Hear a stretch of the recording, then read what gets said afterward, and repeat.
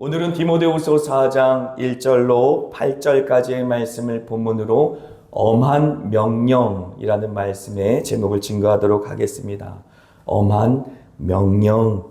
이제 디모데에게 편지한 바울이 그 편지를 갈무리하며 이제 마무리하면서 이러한 명령으로, 엄한 명령으로 그렇게 편지를 마무리하고 있습니다. 그 명령이 굉장히 엄한데 어떤 뉘앙스냐면 하나님과 또 예수 그리스도를 증인 삼아 하나님 앞에서 또 예수 앞에서 무엇보다 하나님께서 심판해 주러 오실 그 예수 그리스도의 재림 앞에 또 주님께서 주님과 함께 이 땅 가운데 임할 영광의 그 나라, 하나님께서 이 땅 가운데 이루실 마지막 때에 하나님의 새하늘과 새 땅, 그 영광된 모습을 바라보며 내가 너에게 엄하게 명령한다 라고 말하고 있는 것이지요. 무슨 말입니까? 곧 주님께서 오실 것이다. 곧 주님께서 심판해 주러 이 땅 가운데 오실 것이다. 그러므로 너는 때를 얻든지 못 얻든지 주의 말씀을 증거하라 라고 엄하게 지금 명령하고 있는 것이죠. 그러므로 오늘 본문 디모데후서 4장과 함께 이렇게 혹시 책갈피가 있으시면 4장을 이렇게 해놓으시고 마태복음 24장을 같이 보시면 좋을 것 같습니다. 왜냐하면 예수님께서 마지막 때를 바라보시면서 제자들에게 당부하신 말씀들이 마태복음 24장에 기록되어 있기 때문에 그렇습니다. 지금 사도 바울은 자기의 삶이 하나님 앞에 관제처럼 부어질 날이 얼마 남지 않았다라는 사실을 알고 있었어요. 네로 황제가 다시 박해를 시작하였고 수많은 기독교인들이 죽임을 당하는 그 상황 속에 자신도 곧 하나님 앞에 마치 산 제물처럼 생명을 들여 그렇게 하나님께서 받으실 그런 옥합처럼 깨뜨려질 날이 얼마 남지 않았다라는 사실을 알 수 있었습니다. 그런 가운데 유언처럼 이제 곧 예수 그리스도께서 재림하실 터인데 이 마지막 날을 살아가는 너 나의 아들 디모데야, 부디 이 말을 모든 사람들에게 때를 얻든지 못 얻든지 가르쳐 지키게 해다오라고 마지막으로 당부하고 있는 것입니다. 우리가 이 땅 가운데 살아가면서 부귀 영화를 누리며 많은 나라들이 흥청망청 이제 이 땅 가운데 누릴 수 있는 많은 번영을 누리면서 하나님을 잃어버리고 사는 모습이 이 땅 가운데 드러난다 할지라도 그래서 과거에는 영광스럽게 하나님을 섬기고 하나님의 교회가 세워졌던 나라들 유럽 땅이나 미국 땅이나 북미 땅이라 할지라도 하나님께서 주신 이 말씀을 온전히 붙잡고 경책하는 이 말씀을 온전히 그 마음과 심령 가운데 부여잡고 깨어서 하나님 앞에 온전히 신앙생활 제대로 하지 못한다면 결국 하나님께서는 요한계시록의 말씀 그대로 촛대를 옮기셔서 하나님의 나라 이 땅 가운데 반드시 임할 예수 그리스도 심판의 주 그의 나라가 임할 때에 심판을 면할 길이 없을 것이다 라고 그렇게 경고하고 있는 것입니다. 그래서 마태복음 24장 보시면은 21절의 말씀 제가 읽어드립니다. 이는 그때에 큰 환란이 있겠다라고 말하는 것입니다. 그때에 마지막 때에 큰 환란이 있을 것이다 라고 말하고 있는 것이지요. 그런데 디모데 후서를 보게 되니까 사도 바울은 그 짧은 서신서에 고난, 고통이라는 단어를 굉장히 많이 사용하고 있습니다. 왜냐하면 사실 지금 사도 바울이 고통 중에 있기 때문에 현실적으로 그 고통을 묵상하고 있는 것이 그리고 사도 바울뿐만 아니라 네로 황제가 이제 왕으로 되면서 그런 광란의 질주를 하면서 많은 예수 믿는 사람들을 그렇게 재미삼아 죽이는 그런 왕이 등극한 그 세대 속에 얼마나 예수 그리스도를 믿는 것이 힘들겠습니까? 그 가운데 예수를 믿는다라고 하는 것 자체가 목숨을 걸고 살아가는 고통과 고난의 연속이었을 것이 그렇습니다. 우리가 이 땅 가운데 살아가면서 편안하게 신앙생활 한다고 이 고난과 이 고통을 절대로 잊어서는 안 된다라고 하는 것이지요. 말세에 고통하는 때가 이르리니 라고 말씀하셨는데 그 고통은 이미 이 땅 가운데 임한 것입니다.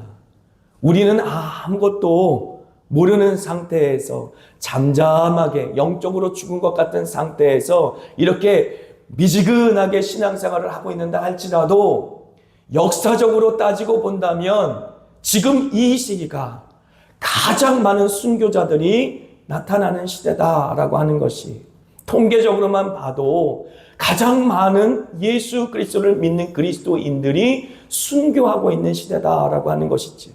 아프리카 땅이 되었던 중동 땅이 되었던 하나님께서 복음으로 말미암아 부흥의 역사를 주셨을 때에 신앙적인 박해로 말미암아 예수 그리스도를 믿는다는 이유 때문에 수다한 백성들이 죽어가는 순교하는 시기가 바로 이 시대다라고 하는 것이지. 그런데 어떻게 미지근한 마음으로 신앙생활을 할 수 있단 말입니까? 어떻게 우리가 냉랭한 마음으로 신앙생활을 할 수 있단 말입니까? 만일 우리의 마음과 심령이 식었다면 그것은 그 고통을 잊어버린 결과예요. 고난을 잊어버린 결과입니다. 이 세상 가운데는 아직도 예수 그리스도의 이름 때문에 고난당하고 고통당하는 수다한 하나님의 백성들이 있고 그들의 울부짖음이 있고 우리는 70년 이상 동안이나 남과 북이 갈라져서 북녘 땅에는 아직도 예수 그리스도의 이름을 마음껏 부르지 못해서 지하에서 찬송하고 지하에서 기도하는 그러한 성도들이 남아있는데 그런데도 불구하고 냉랭한 마음으로 신앙생활을 한다면 뭔가 크게 잘못됐다라고 하는 것입니다. 이 마지막 때엔 고통이 가득할 것이다. 고난이 가득할 것이다. 그리고 그 고통과 고난은 예수님이 다시 오실 그날까지 끝나지 않는 것입니다. 그런데 우리의 마음이 냉랭히 식어졌고 기도하기를 게으리하고 예배하기를 게으리하고 하나님이 주신 그 은혜를 마치 당연한 것처럼 만홀히 여기며 살고 있는 모습이 우리에게 있다면 뭔가 크게 잘못되어 있다라고 하는 것이지요. 그때에 큰 환난이 있을 것이라 라고 말하고요. 그리고 24절에는 거짓 그리스도들과 거짓 선지자들이 많이 일어날 것이라고 말하고 또 할 수만 있다면 택하신 자들도 미혹하리라 라고 말하고 있지 않습니까?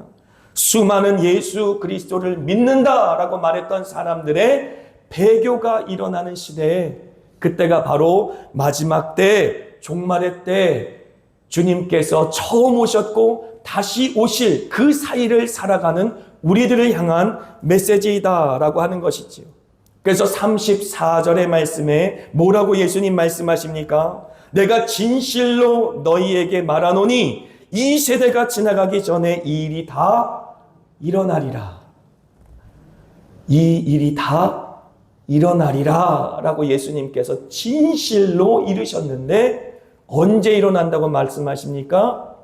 이 세대가 지나가기 전에 더 이상의 다른 구원의 때, 더 이상의 다른 은혜의 때는 없다.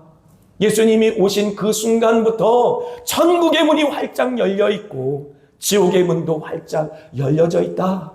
그리하여서 예수를 믿는 모든 사람들은 구원을 얻어 천국으로 입성하는 놀라운 천국 잔치, 추수의 때가 이미 시작되었지만 예수를 부인하는 많은 사람들이 사탄의 미혹으로 말미암아 거짓 선지자들의 출현으로 말미암아 지옥으로 끌려가고 있는 것도 이 마지막 세대에 일어나고 있는 영적인 현상임을 우리는 이해해야만 한다라고 하는 것이지요.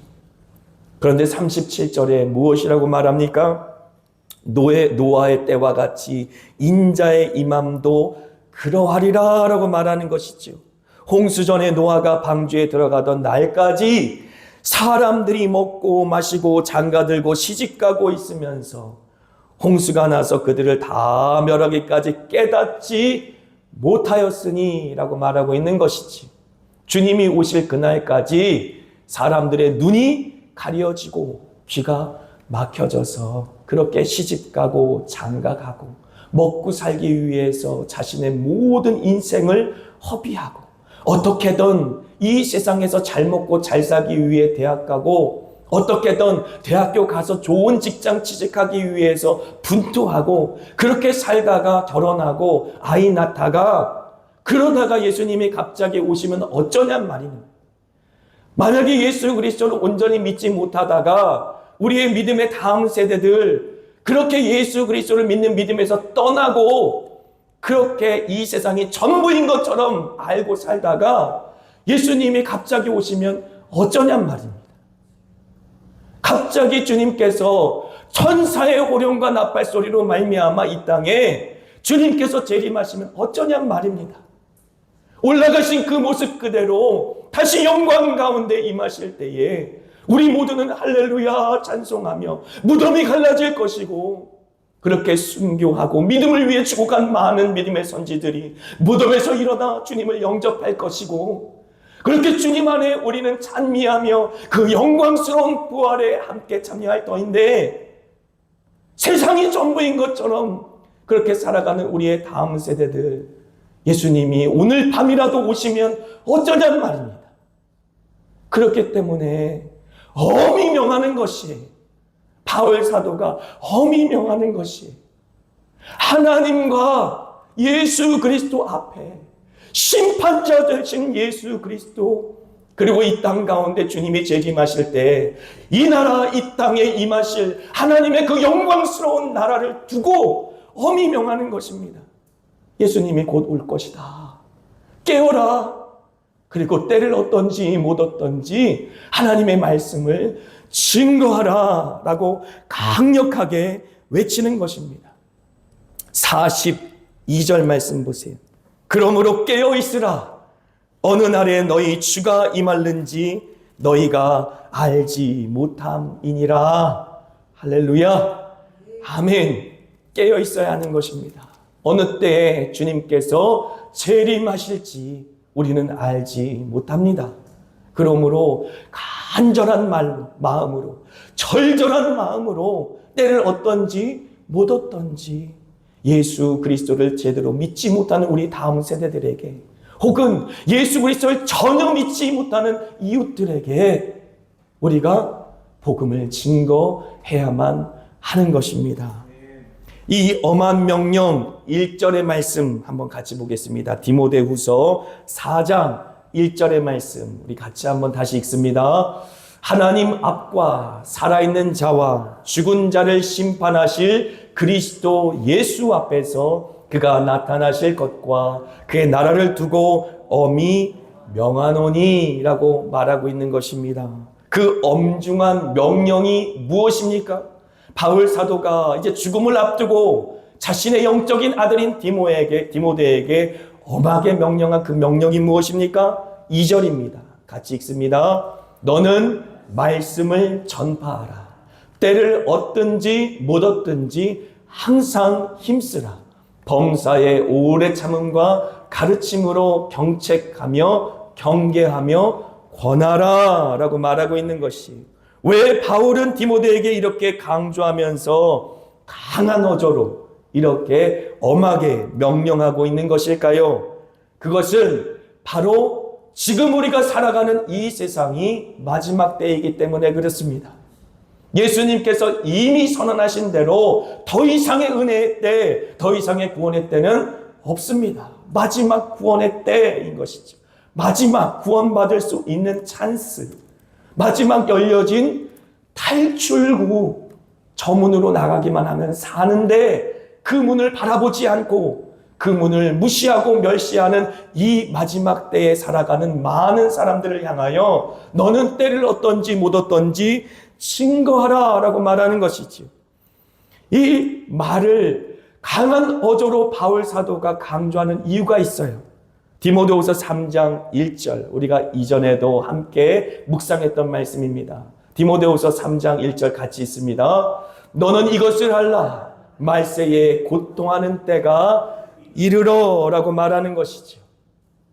말세에 고통하는 때가 이를 것이기 때문에 너는 때를 얻던지 못 얻던지 하나님께서 너에게 분부한 그 모든 복음의 말씀을 전해야만 한다 라고 그렇게 권면하고 있는 것입니다. 3장 잠깐 한번 같이 보실까요? 한 장 넘어가시면 3장 있어요. 디모데후서 3장 1절을 우리가 읽었는데요.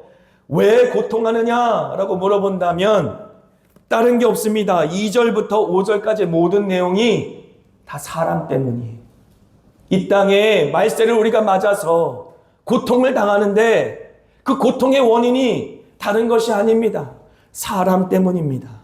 사람들이 라고 2절에 말하지 않습니까?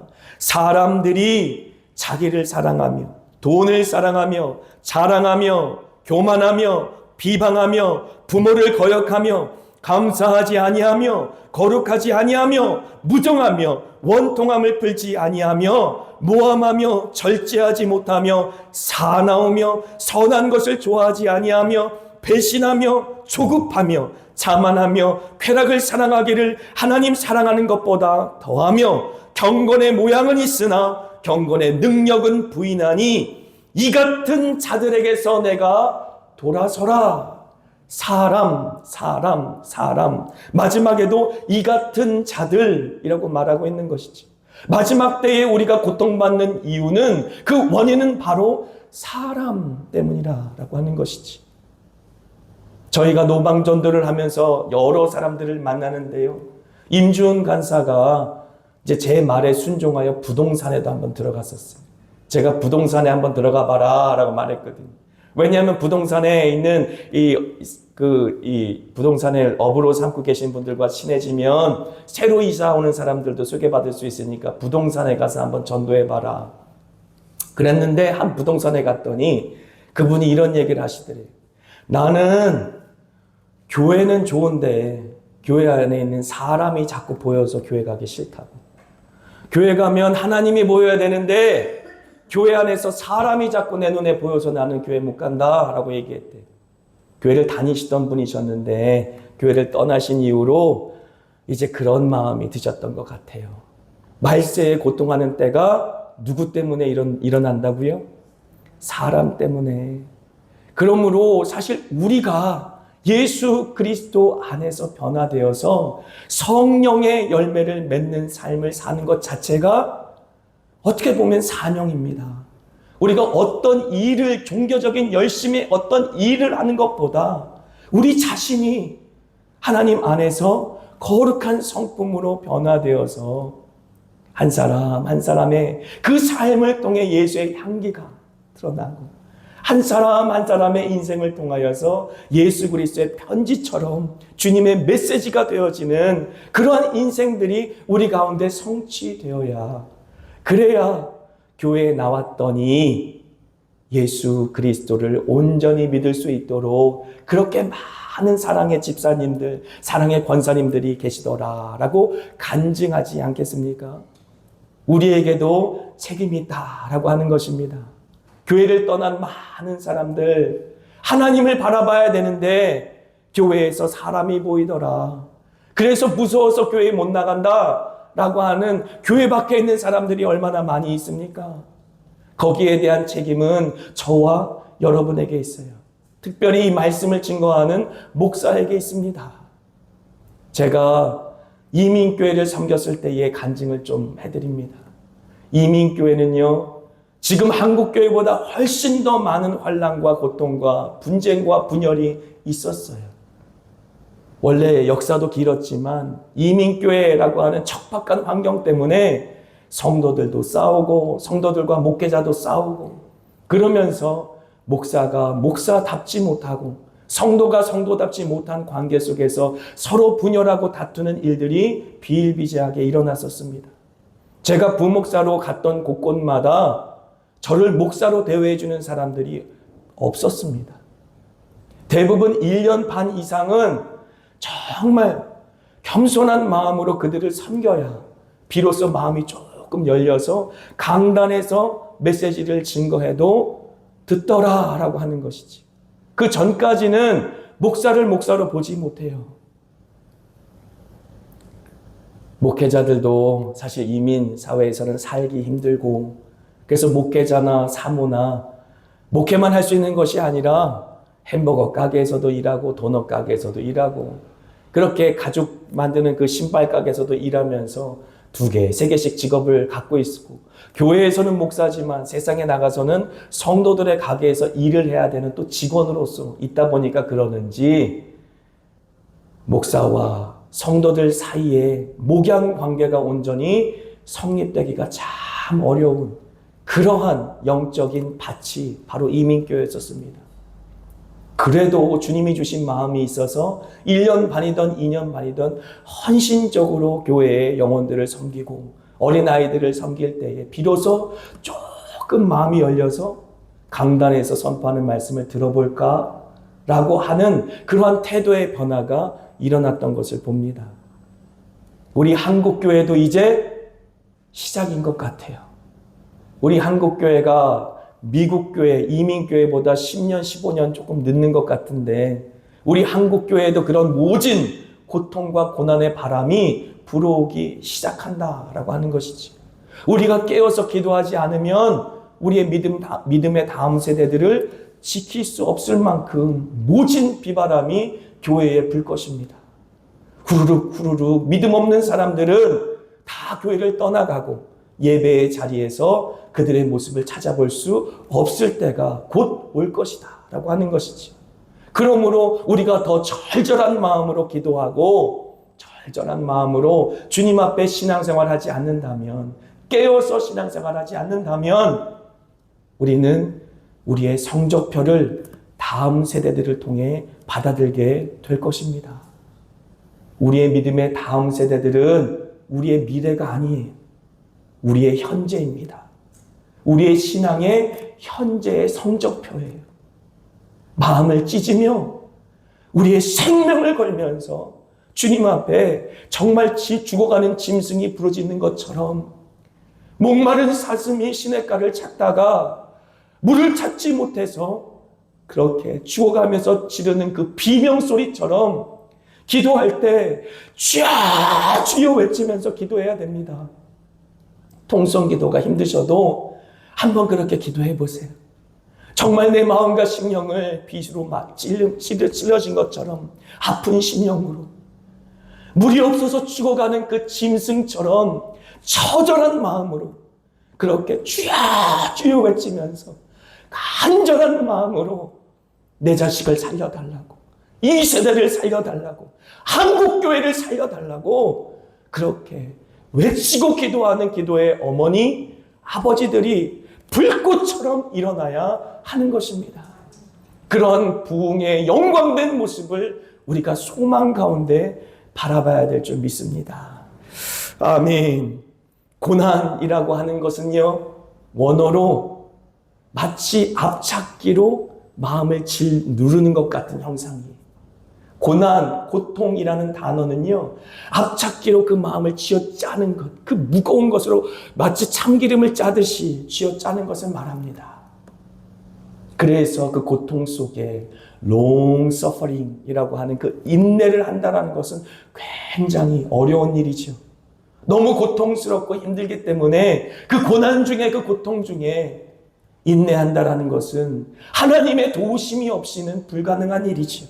하나님의 붙드심이 없이는 결코 성공할 수 없는 일입니다.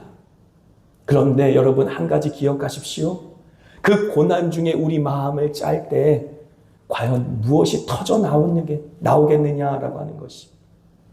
고난을 당할 때, 환난을 당할 때, 그 고통 중에 우리가 울부짖을 때, 우리 마음과 심령이 으깨질 때, 그때 우리 마음속에 있었던 진액이 쏟아져 나올 텐데 과연 무엇이 나오겠느냐라는 것이지.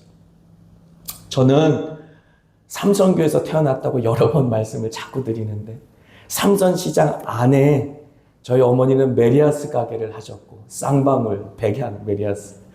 제 기억으로는 옆에인가 방앗간이 있었던 기억이 있어요. 왜 방앗간이 밖에도 있었는데 그 상가 안에도 있었어요, 방앗간이. 그러면 참기름을 짜면 어떤 향기가 납니까? 고소한 참기름 향기가 나지. 고춧가루를 빠면은요, 매운 내가 온 복도에 진동하지. 여러분, 우리가 고난을 당할 때 바라기는 향유 옷값을 떼뜨림처럼 하나님 앞에 우리 마음과 심령 가운데 늘 진실하게, 신실하게 그렇게 주님만 섬겼던 이 내면에 그 모든 진액이 쏟아져 나와서 주변 사람들에게 향기롭게 감동되기를 축복합니다. 근데 반대로 환난과 고통을 만났을 때에 고춧가루처럼 주변 사람들을 다 시험 들게 하고 다 맵게 하고 다 떠나가게 만들고 그런 사람이 되면 안 되겠지요. 그래서 고통하는 때가 이른다 말씀에 말했는데 이 고통이 누구 때문에 임한다고 말했습니까? 다 사람 때문에. 그런데 저와 여러분에게 이러한 숙제를 하나님께서 주셨다라고 하는 것이지요. 과연 우리가 하나님 앞에 고난을 당할 때 광야 같은 곳에 우리가 내버려져 있고 오직 하나님 외에는 우리를 도우실 리가 없는 그 순간에 놓여졌을 때, 그래서 마치 앞찾기로 우리 마음과 심령을 짜내듯이 진액을 짜낼 때에 과연 무엇이 쏟아져 나오겠느냐라고 하는 것이죠. 그 사실을 우리가 항상 주님 앞에 돌아봐야 될 줄 믿습니다. 고난 중에 정금처럼 나오는 더 뜨거워지는 사람이 있어요. 고난을 당할 때 더 뜨거워지고 더 열심히 기도하고 그럴수록 더 주님께로 향하는 사람들이 있어요. 그런 사람들은 그 전에 제가 설교할 때 예화로 든 것처럼 마치 콤파스의 중심을 하나님께 꽂은 것처럼 삶의 중심이 하나님께 있는 사람들이에요. 그러니까 어려울수록 더 주님을 찾고 힘들수록 더 주님을 찾고 더 주님께 매달리게 되는 것이지. 그런데 고난 중에 하나님을 버리는 사람도 있다라는 것이, 그것이 디모데후서에서 엄히 명령하면서 애절한 마음으로 바울이 디모데에게 그렇게 권면한 이유입니다. 고난 중에 더 뜨거워지고 더 정금처럼 그 믿음이 연단되는 사람이 있는 반면에 고난 때문에 하나님을 버리고 믿음의 공동체를 버리고 고난 때문에 하나님과 멀어지는 사람들이 있었다라고 하는 것이, 그것이 말세에 이루어질 배교라고 하는 것이지요. 성경에 기록되어 있는 말세에 일어날 큰 환난과 더불어 일어날 큰 배교의 역사가 있다라고 하는 것입니다. 역사적으로 바라볼 때에도 유럽에도 그랬고 북미에서도 그랬고 곧 우리나라에서도 일어날 현상이다라고 하는 것입니다. 하나님께서 이 땅 가운데 고난을 허락하실 때에 큰 배교의 역사가 일어날 것이다. 하나님을 버리고 떠나는 사람들이 많이 일어날 것이다 라고 하는 것이지요. 데살로니가 후서 2장 5절에 이렇게 기록되어 있습니다. 누가 어떻게 하여도 너희가 미혹되지 말라. 기억하십시오. 누가 어떻게 하여도 미혹되지 말라. 누가 어떻게 하여도 너희가 미혹되지 말라. 누가 어떻게 하여도 너희는 절대 미혹되지 말라. 먼저 배교하는 일이 있고 저 불법의 사람 곧 멸망의 아들이 나타나기 전에는 그날이 이르지 아니하리니 라고 말하는 것이지. 큰 배교가 일어날 때에 사람 때문에 실망하고 사람 때문에 실족하는 일들이 있다. 누가 어떻게 얘기해도 흔들리지 마라 라고 말하는 것이지. 디모데후서 1장 15절 같이 한번 읽습니다. 아시아에 있는 모든 사람이 나를 버린 이 일을 내가 아나니 그 중에는 부겔레오와 호모게네도 있느니라. 디모데후서를 시작하면서 바울이 뭐라고 말합니까? 아시아에 있는 모든 사람이 바울을 버렸다. 아시아에 있는 모든 사람이 바울을 버렸다. 바울이 그렇게 목숨을 걸고 큰 환난 속에서도 핍박 속에서도 박해 속에서도 아시아 지역에 교회를 세웠는데 아시아에는 모든 사람이 나를 버렸다. 복음을 버리고 하나님을 버렸다 라고 이야기하고 있는 것이 디모데후서 4장 10절 같이 읽습니다. 대만은 이 세상을 사랑하여 나를 버리고 데살로니가로 갔고 그레스게는 갈라디아로 디도는 달마디아로 갔고, 그리고 디모데후서 4장 16절 같이 읽습니다. 내가 처음 변명할 때 나와 함께한 자가 하나도 없고 다 나를 버렸으나 그들에게 허물을 돌리지 않기를 원하노라. 바울 사도의 마음이 얼마나 무너졌을까요?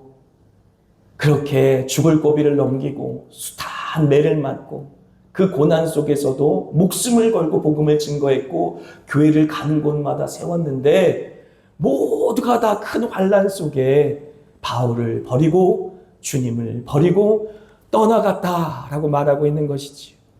그러므로 이제 죽음을 앞둔 바울뿐만 아니라 이제 그 뒤를 이어 목회를 해야 될 디모데에게도 엄히 명령할 수밖에 없는 것이지. 때를 얻든지 못 얻든지 주의 말씀을 증거해야 한다라고 하는 것이지. 그러므로 하나님께서 바울을 통해 이제 목회를 시작하는 디모데에게 이렇게 말합니다. 디모데후서 4장 5절입니다. 같이 읽습니다. 그러나 너는 모든 일에 신중하여 고난을 받으며 전도자의 일을 하며 내 직무를 다하라. 고난을 피하지 마라. 이 세상에 사는 것 자체가 고난이라. 왜냐하면 너는 이것을 하려 말세에 고통하는 때가 이르리니 라고 말한 것처럼 이 세대가 바로 말세이며 이 세대를 살아가는 모든 사람들은 사람 때문에 실족하고 사람 때문에 믿음을 잃어버리는 큰 환난을 만날 것이고 그 환난 때문에 큰 배교가 이 마지막 때에 일어날 것이기 때문에 그렇기 때문에 고난을 두려워하지 말고 고난 속으로 들어가서 믿음을 저버리고 배교하는 많은 사람들의 발목을 붙들고 손목을 붙들고 그들의 멱살이라도 잡아서 구원을 얻을 수 있고 다시 예배할 수 있는 예배 공동체 속으로 끌고 들어와라 라고 하는 것이지. 다시 그들 속으로 들어가서 함께 고난을 받으며 그 고난 속에 울부짖어 결국은 고난 때문에 배교하는 사람들을 꼭 붙들어 주님께서 원하시는 구원의 역사를 끝까지 이루어라 라고 권면하고 있는 것입니다. 디모데후서 4장 7절 말씀 같이 한번 읽습니다.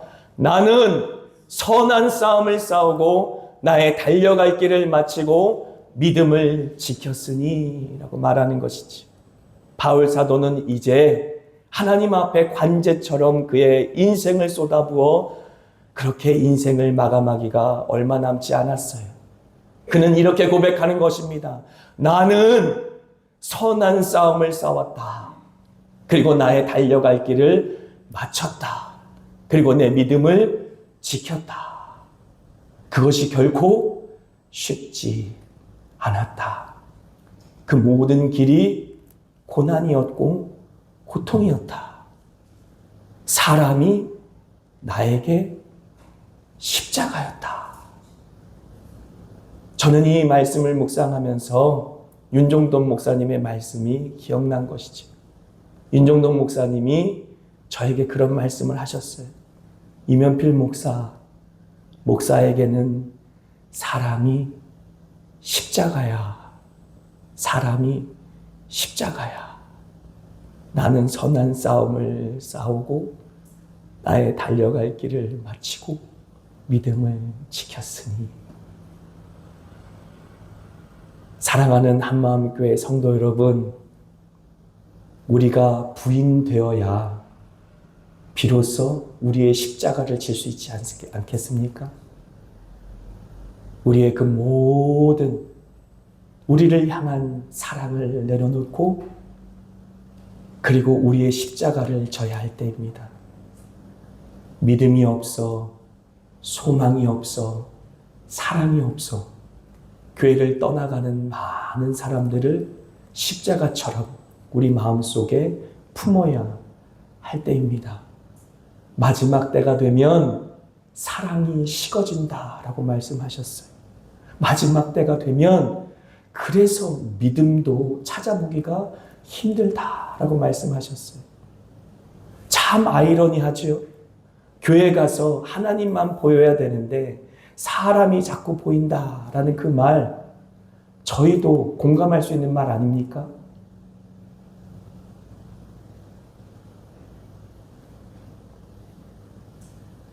주 달려 죽은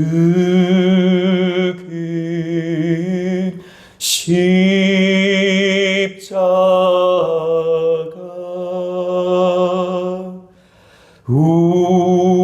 우리가 생각할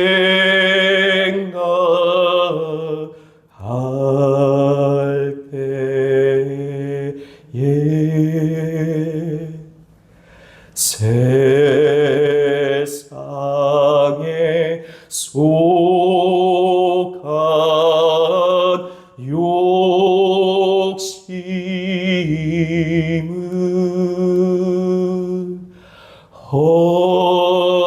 헛된 줄 알고 버리네.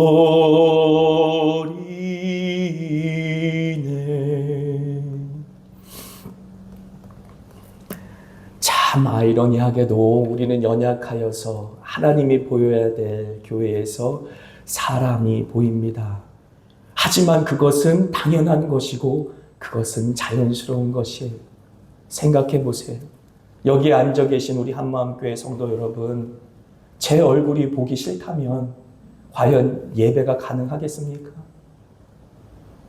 제 얼굴을 보는 것이 마음의 부담이고 너무 힘들다면 과연 제 입을 통해 하나님이 말씀하실 때에 하나님의 음성을 들을 수가 있겠습니까?